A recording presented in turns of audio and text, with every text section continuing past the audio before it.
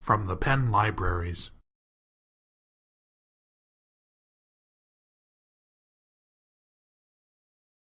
I guess we'll go ahead and start. I want to thank Evan, who's our one student presenter for Gadget Day, for talking with us about Google Glass. And I'll go over to you. So I'm just going to start by explaining the device itself and what I use it for. It's got a camera on the front, CPU in the side, and then the batteries hanging on the back. And the whole side is a touchpad. A lot of people don't know that. They think it's completely voice controlled, but you actually slide through it.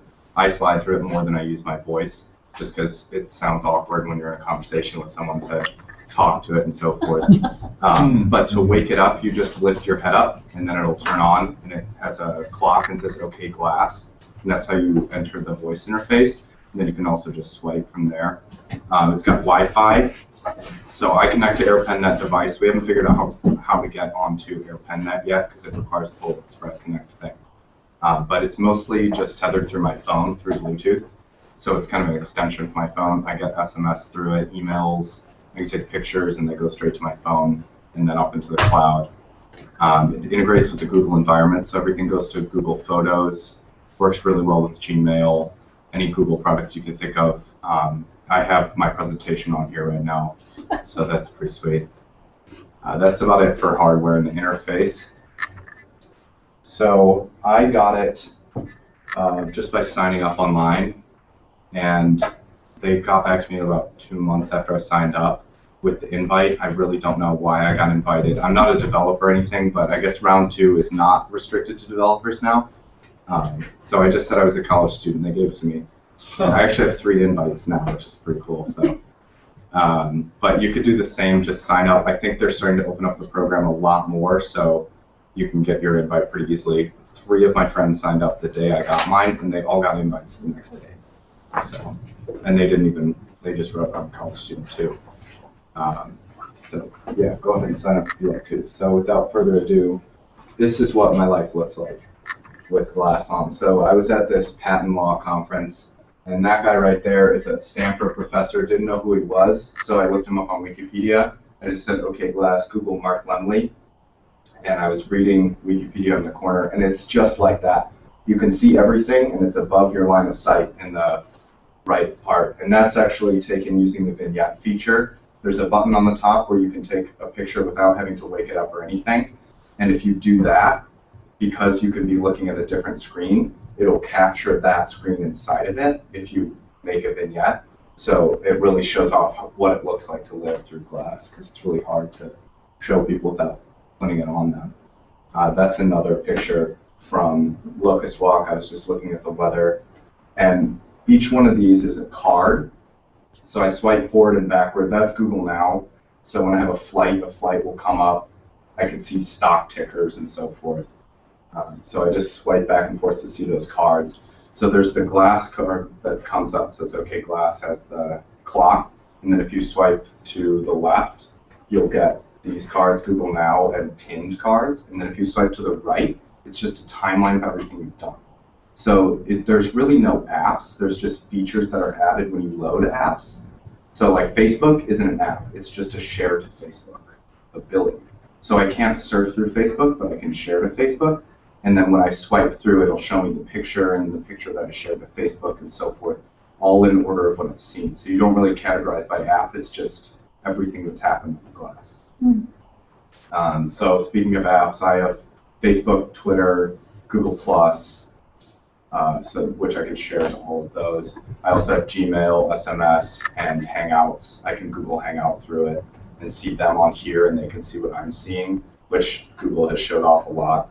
They did some skydiving presentation, which I actually watched last night, where they skydive with Google Glass into the keynote speech, which is pretty crazy. Trying to up Apple showing off their products.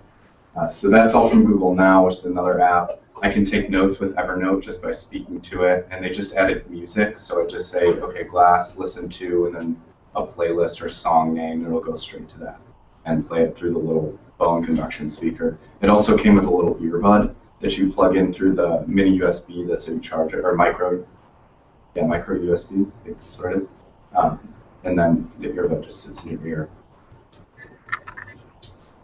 So this is just an example of more cards. These are all from Google now, except that one is directions. So you get your calendar for the day and all your appointments, weather, which you can click into and see hourly and daily, any flights. If you have a flight, it just automatically pops up, which is really cool. When I went home, I just didn't even notice it. It was just another card. I didn't have to ask it to do that or anything. And that's what it looks like when you ask it for directions. It goes to traffic and so forth.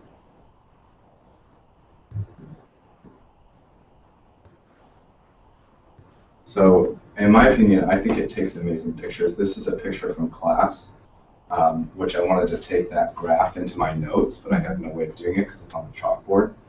And that's what I did. I zoomed in, and at least I can read that. I could make out what it was, and I copied that right into my notes, which was really cool. And you could just click the button or say, okay, class, take a picture. I've taken pictures while walking, and it looks just like that. You don't really have to stop. You just take the picture, and oh, this looks really good. I don't know what they did with the image sensor, but it's superb. The actual resolution is 5 megapixels, and it takes 720 video. I don't know if Hangouts is that high, but the video is actually that good. So it's really useful in class too, and just for recording my life in general. And sharing is really, really easy. I just say, okay, class, take a picture. Then it comes up again with the picture and says, okay, class at the bottom. So if you say, okay, class again, share with Facebook friends, and it goes straight to Facebook. And it's really, really fast. Within 5 seconds, I can see it on my timeline. And it's very responsive with the voice. So you don't have to say, okay, class, wait for it, share with, wait for it. You just say, okay, class, share with Facebook. And the screen will catch up to you and will finish the whole thing. So it's actually worse to slow down. It gets caught up if you slow down, but if you just speak naturally all the way through, it's almost always perfect. So looking forward with this technology, because obviously there's not a lot of concerns about privacy and so forth, I think wearables, whether it's the watch or a head-mounted display, is going to be a huge trend. That's a picture of a contact lens. I don't know if it's real, but I've heard that they have actually now put able to embed one diode into a soft contact. So it'd be like a normal contact, and of course it's only 1 pixel now, but still to be able to embed that into a soft contact is really crazy. But they've already made hard contacts similar to that with pixels in them that would be like in your field of vision, but no one would know that you have a display. So that might be the future of this sort of technology, whether society wants to accept it or not. That was the first surgery conducted through Google Glass. So he was seeing prompts of what he needed to do on the glass and communicating with other students and medical technicians that were afar through a Hangout. It was really sweet. I put a picture of Bitcoins on there because I just found an app called Glass Pay, which some actual retailers are now taking Bitcoins. So what they do is you walk around and just scan UPCs with the camera, and it creates a basket in the display. So you can see in real time how much you're purchasing, and then you don't have to go anywhere to buy it. You just pay with Bitcoins on the spot. You walk out. So in the future, we may not have to check out. You would know exactly what you're getting and how much it costs. It would be a surprise when you check out. I think that's a really cool thing, a good way to go forward as far as commerce. So that about does it with the actual presentation. I want to give some time for people to try it on and see what it's like, because that's really the only way to evaluate it, since I can't show it like that. What percentage of your day do you run?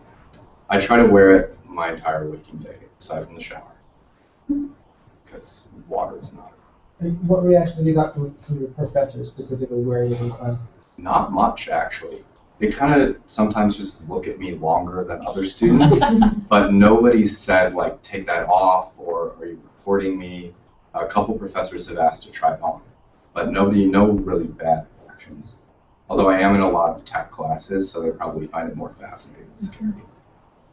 But going back to the battery, how long does the battery last? You try to do it every all waking day except for the shower, but Yeah. how long does it take before you really have to take it off and recharge it? So Google advertises 4 to 6 with regular use, and that's what I was getting the first couple days, but for some reason, it's now lasting me about 8 to 10 hours. And I will come home and usually have time to charge it in the middle of the day. Okay. So I don't see it go below 30-40%. It actually has lasted longer than my phone most days. And that's with taking pictures? Yeah, that's with pictures. I share a couple pictures every day. I'm texting, I mean, probably for a solid hour. If you just sat there and texted, that's how long I'd probably be texting. And by texting, you mean talking. Yeah, talking to it, exactly. So when you talk to it, it sends a text to the Mhm. people you want it to send the text to? Yeah. It's kind of weird with text. So if I want to originate a text to somebody, so I've never sent a text through Glass before to them, they have to be one of 10 contacts in the system. There's like a separate Glass contacts book. So I open that up and I say, okay, Glass, send a message to, and it will show those 10 contacts. Then I say that name, and then I just speak my message. And then you don't have to tap to send. It just loads like a slow loading bar, and then if it gets to the end without you swiping down to cancel it, it sends. So it's really like unobtrusive. It's more of an opt-out of sending than here you go, I want to send. Which I find to be better than not, because most of the time it's correct on what I want to say. I'd say it's better at predicting what I say than swipe on my phone. I have an S4 and I use swipe, and the whole swiping interface thing, even tapping, I get words wrong a lot, and this doesn't. What phone do you have? Galaxy S4. Works really well with it. But I'm probably going to go Google next. Just get a Nexus the next. Do you find it's affected your one-on-one with people, or do you take it off when you're meeting with friends? Yeah, very occasionally. I'll usually take it off if I'm just having like a one-on-one conversation, but they see it light up sometimes. They're looking bad at me. Where does it light up? It has a... Oh, right now I see it. Yeah, you can see it because I have the presentation on. Do you wear it on dates? No, I don't. That would not be a good move. So you don't, or you have not yet? Glad you're Maybe I'll break that. Do you ever say resistance is futile? Yeah. How is it in the dark? Pretty good. It's very bright. It's actually worse in the day than it is in the dark. Because if there's bright things, it's hard to read the text. But the background's dark and the words are white, so they really pop out against the darkness. So like if you have class at like 4 and then class is over 6 and 7 and you're walking back on Locust Walk, it's pretty good. You can see everything, and everything actually looks a little bit more better because of the darkness instead of everything being so bright in your eyes. I would just Yeah, because most of the things, it's mostly black background, white text. So it pops pretty well. How comfortable is it? How long did it take you to get used to it? And what about people who already have glasses? Yeah, as far as people who already have glasses, I think they do make inserts for prescription, but they really haven't figured that one out yet. Although they're working with Warby Parker to try and make prescription. What were the other two questions? Sorry. Is it comfortable? How long did it take to get used to it? Oh yeah, so it took me 2 days to get used to it. I don't really notice it on my head anymore. It weighs 1.28 ounces, so it's really not a burden. And probably the worst is how it like squeezes your head, although I think I just figured out you can kind of bend it out until it fits the width of your head. But I kind of like that because it keeps it on really strongly, so it wouldn't fly off. Do you feel it blocks your peripheral vision there on the right? There's just the arm right here, but my left eye can see from there out, so I really don't notice, and it's above your line of sight, so I can see everything. It's not really bad. Have you done extreme stuff with the glasses on, such as like hiking, running, jumping, playing a sport, shooting pool, things like that? Yeah, not as far as active things. I got pretty drunk.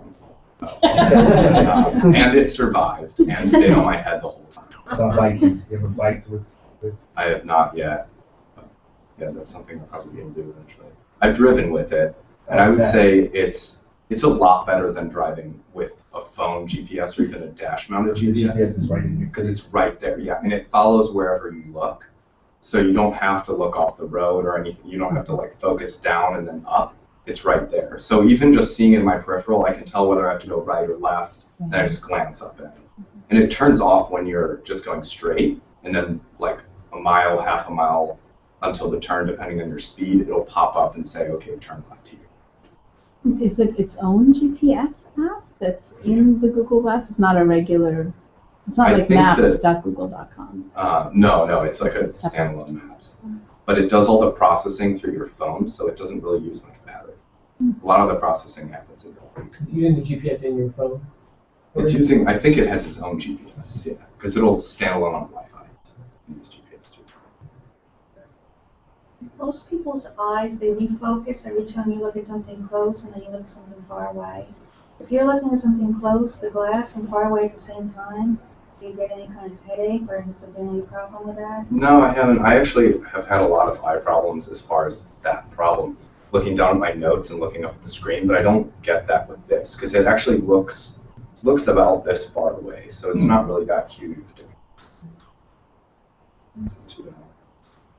So you signed up for it and then you didn't have to pay for it, or you had to pay for You it? still have to pay for it. How much is it? It's $1,500. Wow. Plus tax. So, question about the electromagnetic interference. I know that phones have to be rated for how much radiation they can put out. Have you any concerns about that, especially GPS or any other radios they may have in it? I was just reading about that last night, and since it's just Wi-Fi and Bluetooth, it's very weak signals. So compared to having a phone up to your ear, it's nothing. Now, the fact that it's all day is one concern, but there's not really going to be any data on that until we all grow old with these. So it's something my mom has always freaked out about, but I've always been a tech guy, so I think I'm okay with it. I'm more worried about personal safety on the street, since, just wearing white earbuds can make you a target. Do you take it off when you're in? Yeah, I take it off when I'm like past 40, usually. But on campus, I'm fine. So, if you could change two things about it, what would you change? I would add more contacts. That's definitely a thing. In order to get back, like I can text people who are out of those 10 contacts I was talking about, but to get to them, if I want to start the text on here, I have to swipe back and find where that conversation was.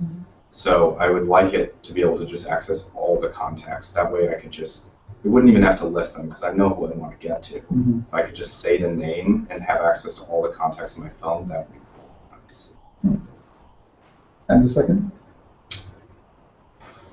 Probably I would want some sort of headphone jack or the next evolution of the headphone jack, since it's, I think, too small to fit a headphone jack. But the only way you can listen to music with it is either using the one earbud that they give you, or you can buy an $85 pair of stereo earbuds that also plugs into the micro USB. But since it's micro USB, you can only buy their earbuds. You can't buy off-the-shelf ones. So what was this? You said something about a bone conductor. What was that? Yeah, so the microphone is a bone conduction plate that just vibrates against my jaw, and that's how I hear it. It's not actually a speaker. That's how you hear it. Yeah. Wow. And does it sound the same as when you hear things? It sounds pretty good. It's pretty loud too. Can you make noise right now? And Well, no, then it would we be hear in his anything? ear. No, we No, wouldn't hear we it. don't We hear wouldn't be anything. able to. It's Yeah, just I think vibrating like against people your- sitting next to me, they claim that nobody can hear it but you. And some people have tested it, have claimed that, but I find it not to be true at all. People can hear if you're clicking through things and they're sitting next to you, but you guys are too far away. Wow.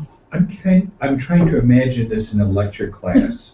Large lecture class, and the prof draws the graphic on the board, and then everybody says not quite in unison, okay, glass, take a picture, or tries. That's what you've got the button for. Oh, the button. And for taking notes with Evernote, don't you have to talk? Yeah, you have to talk to it to take notes. So But everybody there's- would be mumbling if everyone had one. Yeah. Well, that's why I still have a computer and a phone, because I'd much rather take notes than talk notes, because I can't really delineate bullet points and that sort of thing. It's better for I had a quick idea that I want to just speak to it. Can your phone locate your glass? No, I don't think that's a feature yet. So if I lose it, I lose it. Yeah, well, I would say lose it. Like, let's say you go home and it's somewhere in your house, but you forgot where you put it. So your phone couldn't actually say, hey, it's upstairs or it's in the kitchen, No. like regular phones can do it. If you misplace the phone somewhere in your house, go to your computer, Yeah. So no, That would even be though it a has a feature. GPS feature in it. Yeah, I don't think there is a way to locate it. Although Google can probably locate it. And it is Let's not talk about that. What about the software updates? They just come automatically. Yeah. I think they're pretty sparse though. Can you record a lecture? Does it record a lecture if you're sitting in? Yeah, I can record up to 45 or 50 minutes of continuous video. Going back to the updates, can you opt out of an update? Not sure. Probably. It's built for developers right now, so I think a lot of it is built towards developers, so I'm sure they can figure out a way to stop the update. And what's the video that it records? Is it 720 or 720. So if you were videoing us right now, would we see a light on there? There's no clue. That's actually a hardware feature that I think they should add if they want it to go mainstream. Just like even a little red light that turns on when you're recording. Because that's, a lot of people are like, are you recording me right now? They freak out, because there's really no way of knowing. Are you recording them? See, I thought that was the next question. Sorry. Next, we need a lie detector on. No, I'm not With a recording. light, too. Do you know, are there other people at Penn who have them? There's one other kid, although I think he's going to return it. There's actually a 30-day return policy, which not a lot of people know about. Okay. So you could get it for 30 days, return and go. And he's going abroad for winter break. And he was in Miami and I think Argentina right after he got it, like for Thanksgiving. So he was taking all sorts of pictures and stuff with it. And then just returning it, getting all his money back. So. But did they have like a cohort of other people that you can talk to that have it? Or Not that I know of. each person just goes on their own? Because Yeah, there's there's- one student in my child's high school that has it. Oh, And he's been using it all through the high school and has raised similar issues on privacy. That's not spoiled. What's that? But that's not being spoiled. Oh. I think Google There's- has a campus rep also, I think she has. Yeah, I know the Google. Yeah, that's right. Some of my classes. Like in the Google backpack. Not gonna lie, I won't. There's a Google backpack. It's just a backpack that says Google on it. Okay, it's hard to imagine. It's a little feature. It doesn't have anything fancy on it. Not yet, anyway.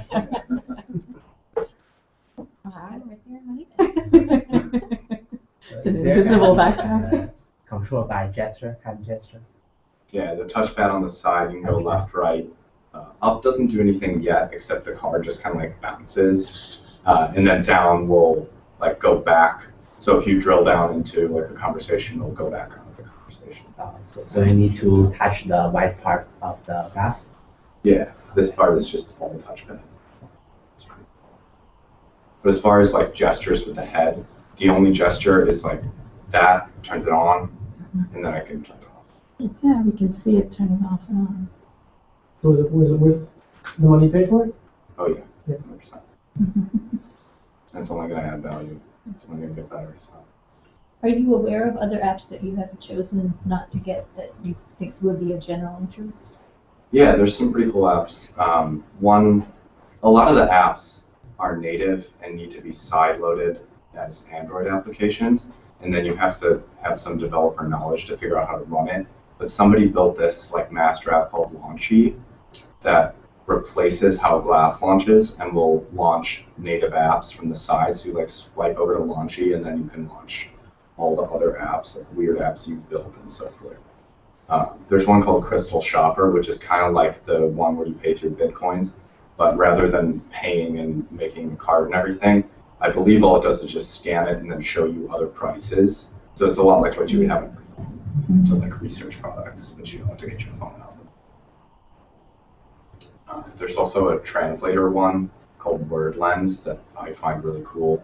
It's just a camera, and then when you point it at something, it translates in place all the words you're looking at. So you can look at signs and it'll show you the translation, and it doesn't require internet. It's a do it. Sure. Other So kinds where of does it- augmented reality. Not yet, but that's a huge thing they're exploring. So it holds all the vocabulary on your phone or on the Google Glass? I'm not sure where it stores it, but it works. There's without connection. That's pretty neat. How good is the camera? How many megapixels? It's 5 megapixels. Wow. Doesn't handle dark very well though. That's one thing. Want to pass it around?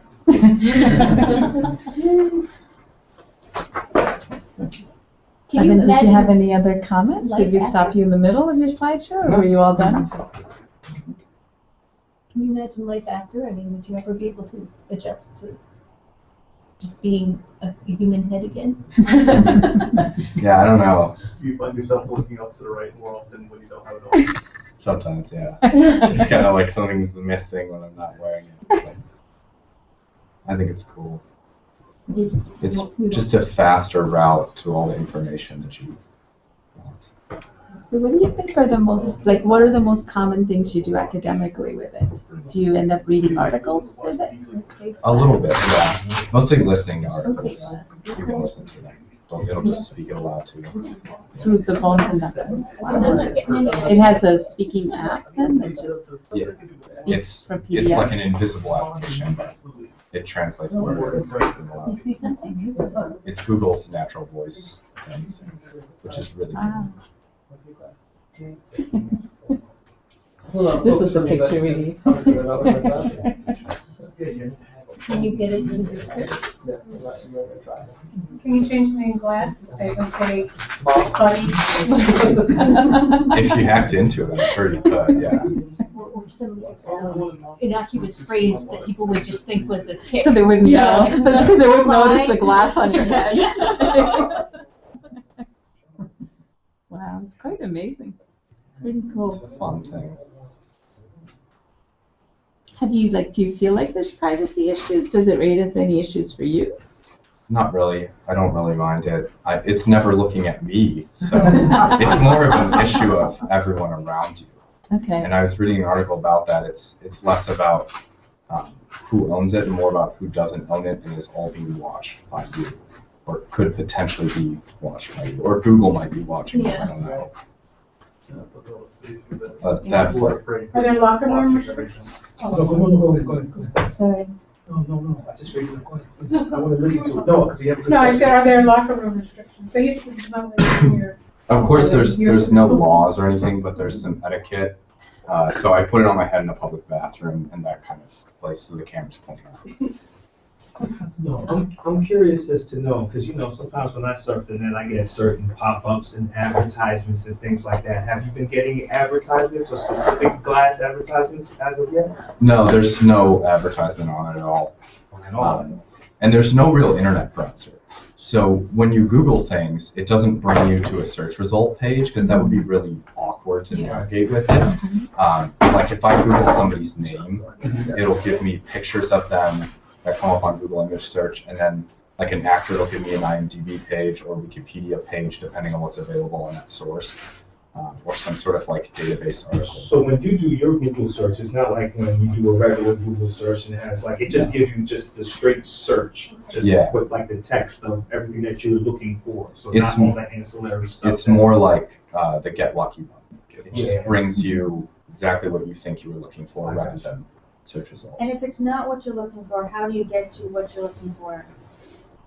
Like if you ask for something and it gives you a page that's not what you wanted, do you get another chance? You have to use different words? Yeah, I would just try rewording it, but I've never had that happen to me.